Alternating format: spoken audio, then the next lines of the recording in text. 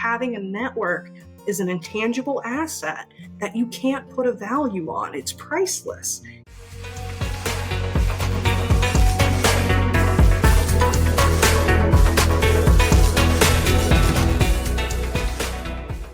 You stay at regional firm for about 6 years, and then you changed to Markham. I did. Right? Mm-hmm. For only about a year. What decided to move? Yeah, so Markham's in the top 15 nationally. So it was a transition, going from a regional firm up to national. But my mindset was, I'm always about continuous learning and further growth and development.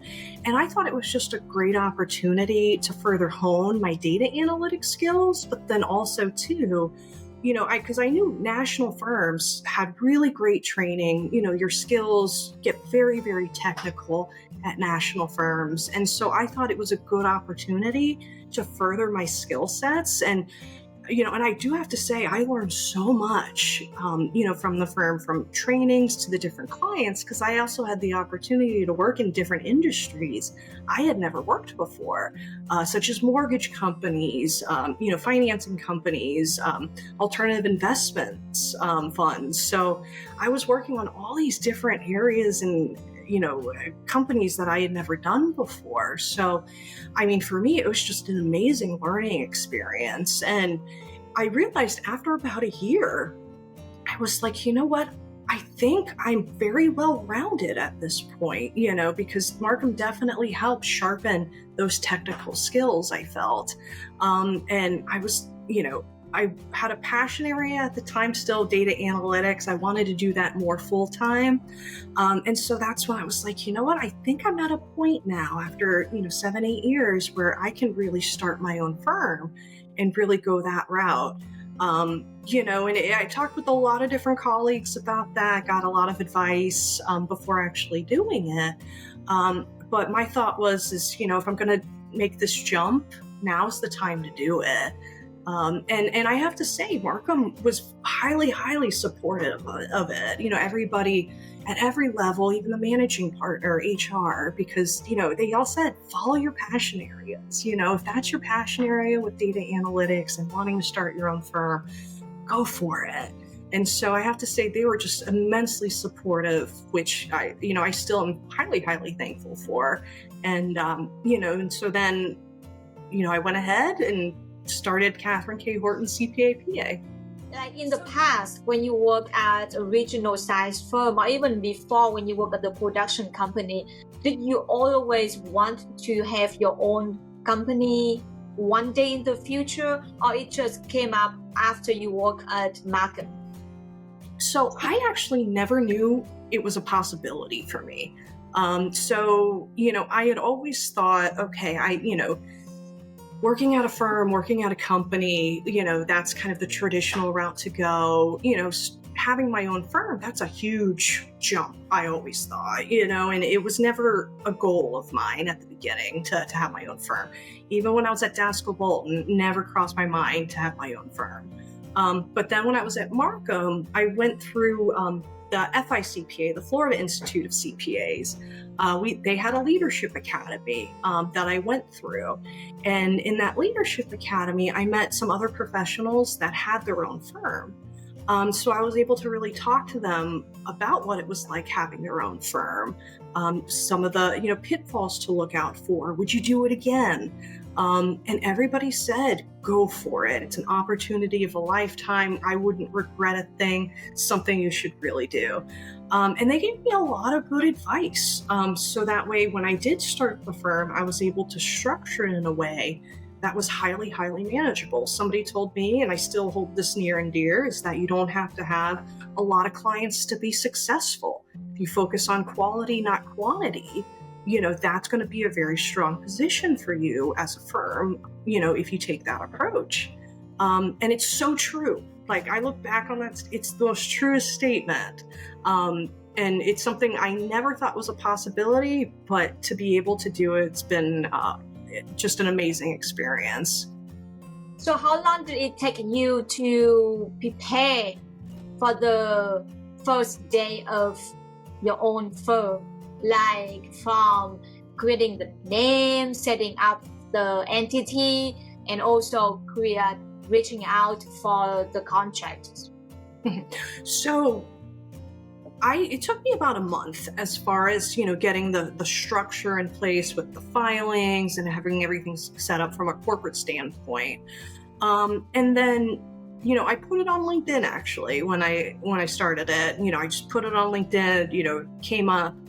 But I have to say, up to that point, I had done a lot of networking. So even as an intern and a staff, I was going to local networking events. I was part of the Chamber of Commerce, going to their events. I was part with the FICPA, going to their events.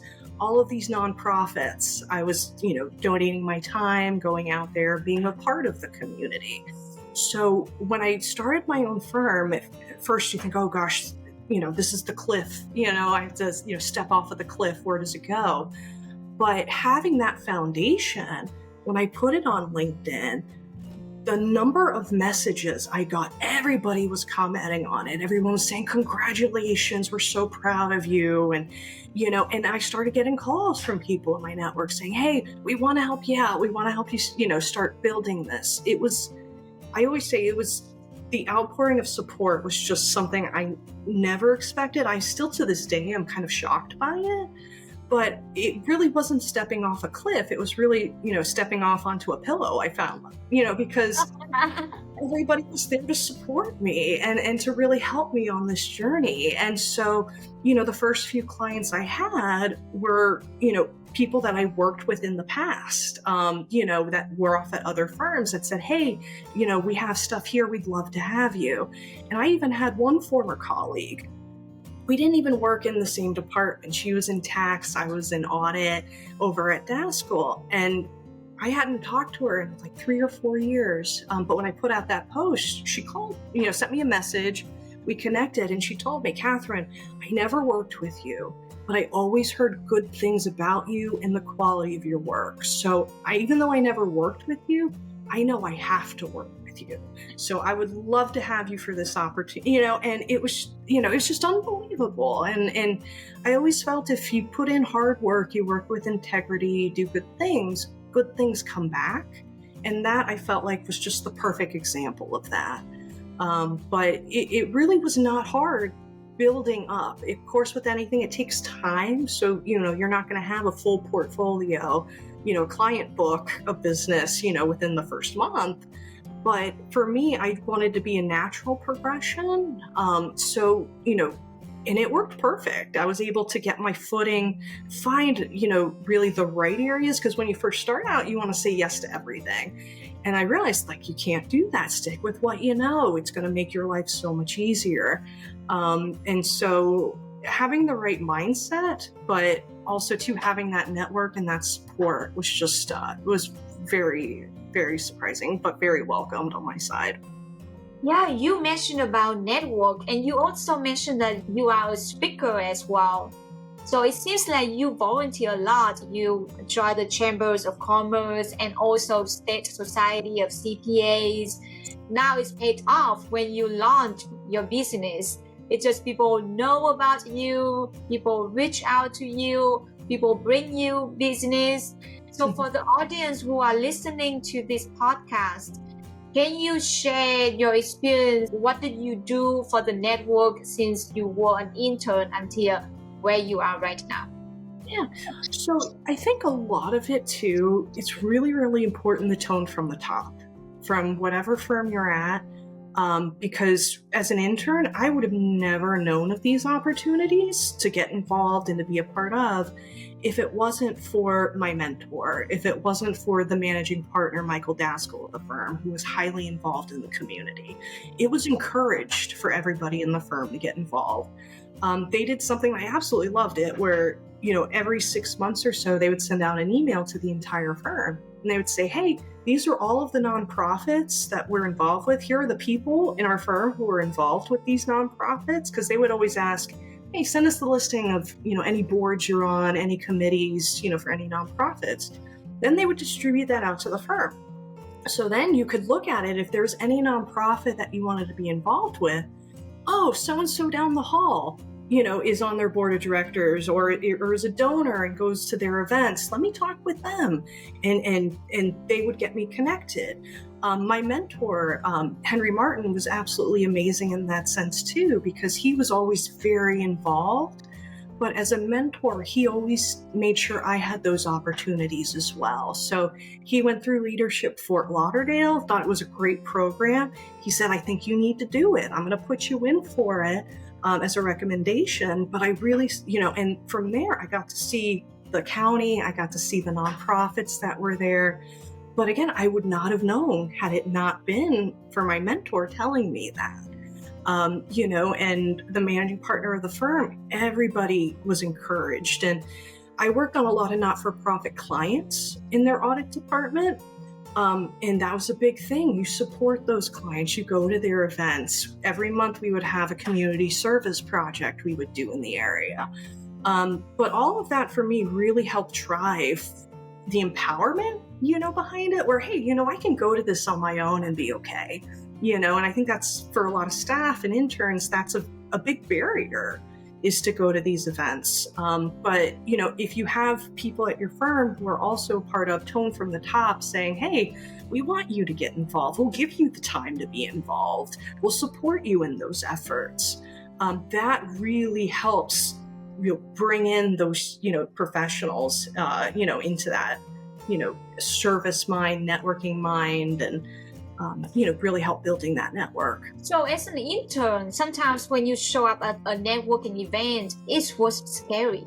It's like, I didn't know who should I talk to, how should I start, how can I continue the conversation, or how can I carry the conversation. It just feels so kind of nervous when you just show up as an even intern or associate, or just like the first few networking events. What did you learn from the beginning when you start networking event to get over that barrier of feeling nervous, feeling shy, feeling panic? Yeah, so I always made sure I went with somebody. So I never, the first year or so, I didn't go alone. A lot of times I had my mentor who would take me with him to a lot of events, but then also too, I asked my peers. So I actually sat in what we would call the audit pit. So there was, 4 of us auditors all sitting in this one room in the office. We were always out of clients, so everybody would just flex at the different desks. But, one day all 4 of us were there, and I think I was the one who asked, like, hey guys, I want to start going to these networking events. Does anybody else want to go? And so there was a group of us, 4 of us, that we, not all 4 could make every event, but at least there was somebody out of that group who would probably go with me. And so then we would start, and there was different networking groups.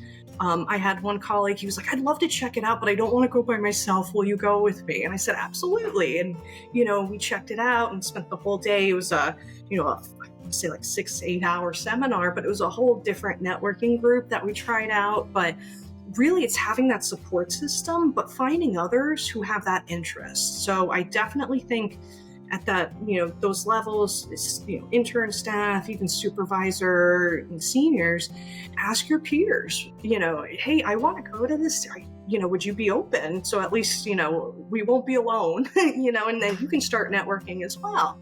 But building that, and then you go with them, and then you have confidence at that point with the group, like, okay, I can start talking to a few people. And then you go to that event again for that same networking group, you'll run into those people that you met at the prior one. And so after you go a few times, then it's like, okay, I think I can do this by myself, because I know there's going to be people I know, from that group there.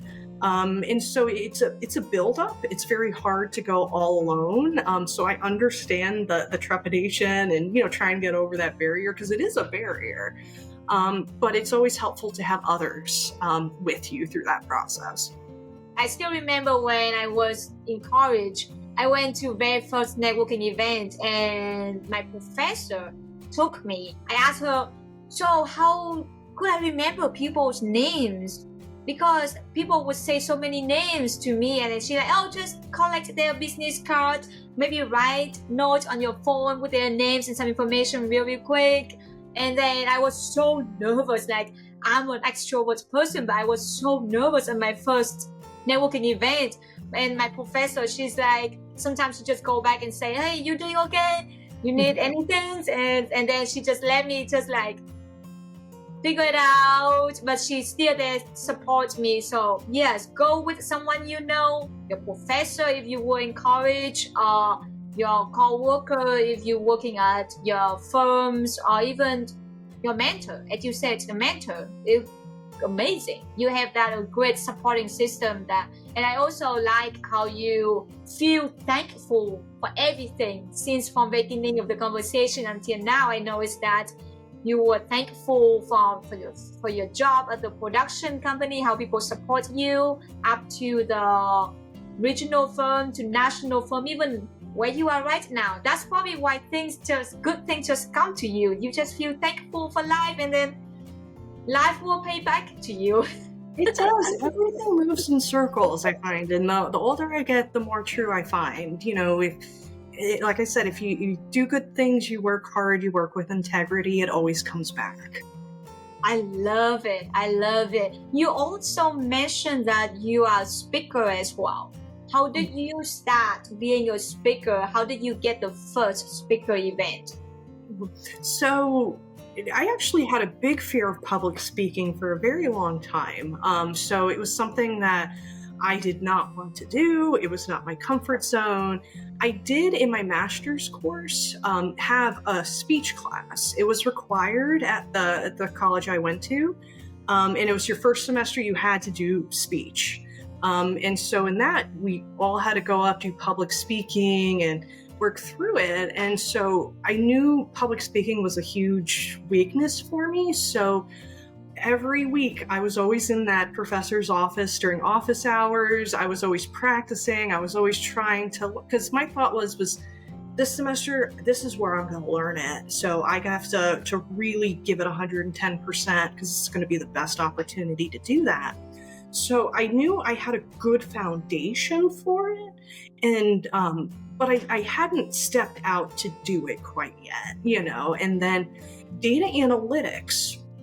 So I had, won a national award for it. They asked me to come speak at their conference. And I was like, oh, this is good. But I was very nervous and I was very scared.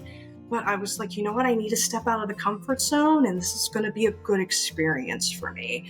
And it was. And going up there and doing it, gave me a lot of confidence afterwards. And I was like, you know what? I think I can really do this, again and really take it. And I did have a lot of doubts leading into it. So I actually had my presentation. It was actually slides, but mostly live in the program. I was actually going to do a presentation while working live with files and with the program and showing what it could do and doing a live demonstration, and even programming as I'm doing it and this whole thing. And then I actually had some doubt come in that I was like, you know what? I've never seen this before in a presentation. Maybe I should just go back, scrap it, do a traditional presentation, follow the norm. But then something told me, don't do that. Stick with, you worked hard. This is what you're going to do this is what you're going to present, own it.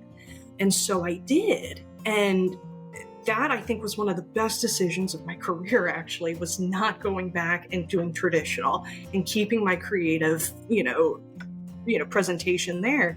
Because everybody after said, I've never seen, someone working live and doing programming while they're doing the presentation and having all of this going on at the same time, but doing it in a very organized format. And I learned so much that I can now apply for my clients. But that was the biggest boost of confidence. I was like, okay, I'm on the right track here. Nobody else is doing it from the feedback I'm getting. So when I look for that differentiator, that niche area, this is it. And so that's when another opportunity came up for public speaking. I said, you know what? Nothing went bad on the stage from the last one. I didn't have all those fears that I thought actually happened. Let me do it. And I kept pushing myself, kept doing more and more presentations, and really developed myself into the leader. So when people brought up conferences and they would say, we need a speaker on data analytics, I would be the person they would call.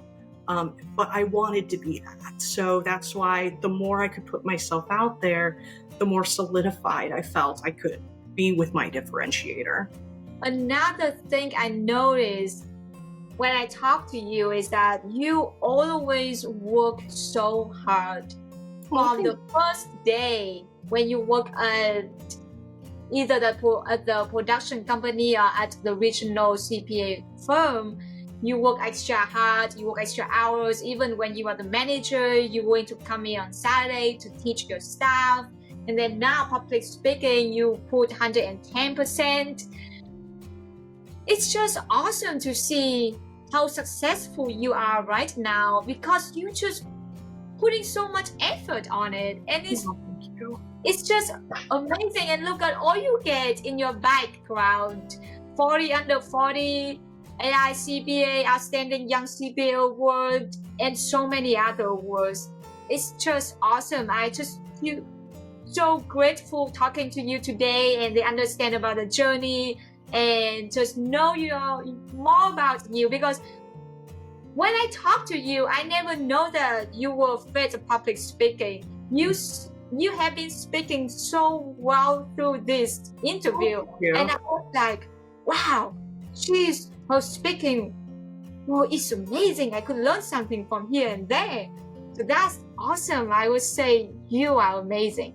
Thank you. I appreciate that. That means a lot. Keep up with that. You are a great leader and a great image for younger CPAs, for younger accountants to follow. So we talk a lot about networking and a lot about speaker events. I was wondering if you can share some tips and advice for young generation or for people who just start this accounting profession. Yeah. So I would say for anybody who's starting in accounting, keep an open mind, learn everything you can. It's a very dynamic profession. There's so many different facets to it. And just keep that curious mindset. Ask the questions. Don't be afraid to speak up because that's how you learn. And then also too, be open. When there is an opportunity to go to a networking event, take that opportunity because that's what it is. It is an opportunity. And what I find with those events, they're very unique point in time moments. So there's been many individuals that I have met throughout the course of my career that I would not have met had I not been at that networking event that evening at that location. On that night, probably I might have been tired and said, just keep going. But every single one presents itself an opportunity and you never know the opportunities that are there unless you actually go. And then, so it is something as far as on the networking side, because I would have, other staff tell me like, why are you going to this? Why are you, staying so active? Because you don't get paid for all of this extra time out there. And I said, well, that's not the point of it. It's not, monetary driven or anything like that. I like being involved. I think having a network is an intangible asset that you can't put a value on. It's priceless. And if you have a strong network, it's going to make the biggest difference in your career. And that was always my thought process with it. I always went, always showed up, always tried to be a part of.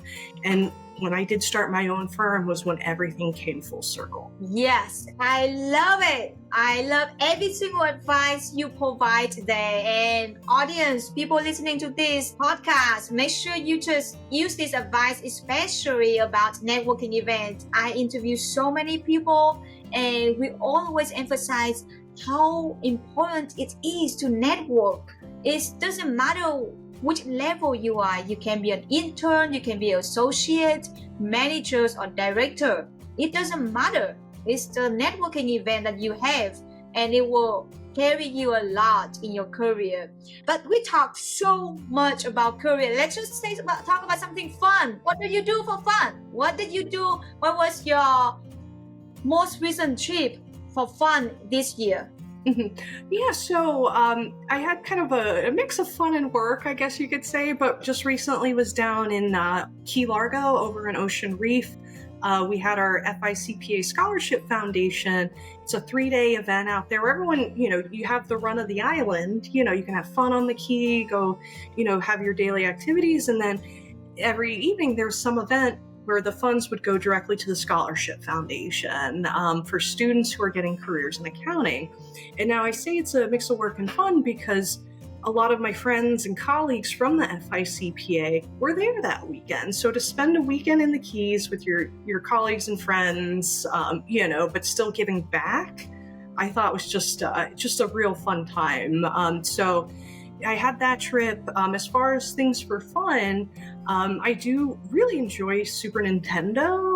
So I actually have the original Super Nintendo. I've played it ever since I was in kindergarten, and it still works. And I have a bunch of games to it, but I'm a gamer at heart. So Super Nintendo, Nintendo 64, those are my two primary, consoles. And then I do love music. I love live music, so I do go to a lot of different music events. I tend to do about one a month I go to, but I'm a big fan of it. I was really happy when COVID, all those restrictions lifted, because then, it brought, some normalcy back. But yeah, I do enjoy traveling. I do enjoy, the gaming, and I do enjoy, going out and seeing live music and really art. I do view music as a form of art.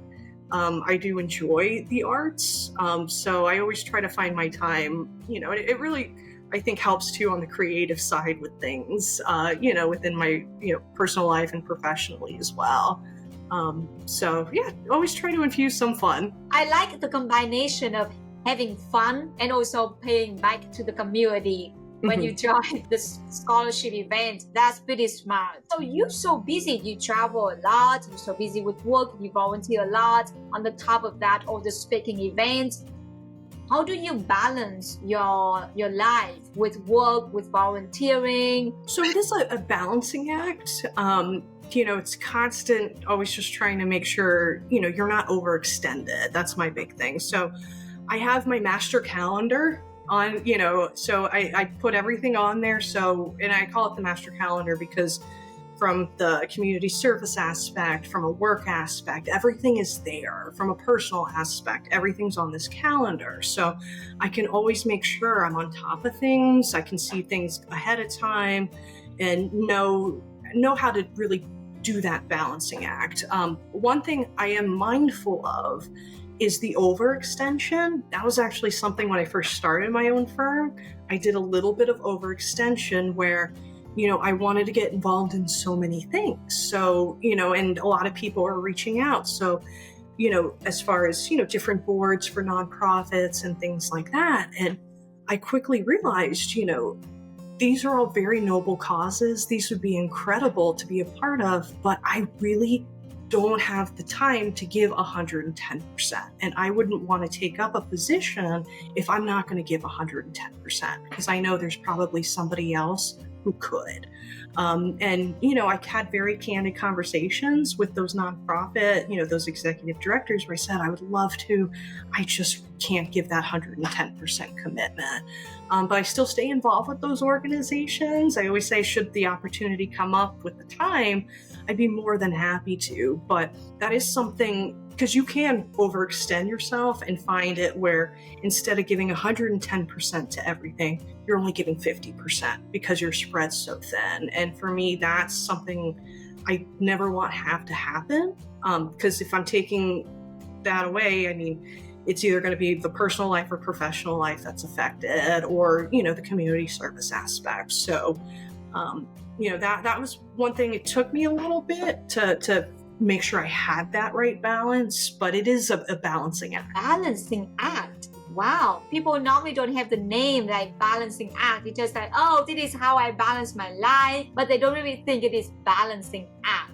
So I like how you call it. It's actually an action that you need to make it, and you mean it, not just say it. So I love it. Talking about saying no to people, because you say that sometimes you cannot give 110% because you don't want to stretch too thin. How can you have a nice conversation with people but still want to keep relationship? Yeah, and with those, it is just really having those candid conversations, but also to, being appreciative. I mean, to have that opportunity for a nonprofit to come up and say, hey, we'd love to have you on our leadership board. um, it means something. I mean, they see something special in you that they think can really impact their organization. So I'm always highly appreciative of any opportunity there, and I make sure that's communicated first thing, so any conversation, it's, thank you for the opportunity. It means so much because it really does. They could have asked anybody, but they chose to ask me. But it is being honest, it's saying, and I've had these where I've just said, I don't want to take up this position and be a part when I cannot give everything that you're looking for and that this organization deserves, because they deserve having a director who's going to give their time, effort, and have this be a primary focus for them. And I know I won't be able to do that. And I'd much rather not take up a spot. You have a director take up a spot, that's only giving 50% when there's other people that could step in and give that 110%. I would not want to take that opportunity away from somebody else if I know I can't fulfill that opportunity. I think I read somewhere saying that when you say no more often, it means when you say yes, it's a real yes. Like it's a very strong, solid yes. And people would take that yes seriously. So, and every time I had those conversations, they were always just so appreciative that I was honest about it.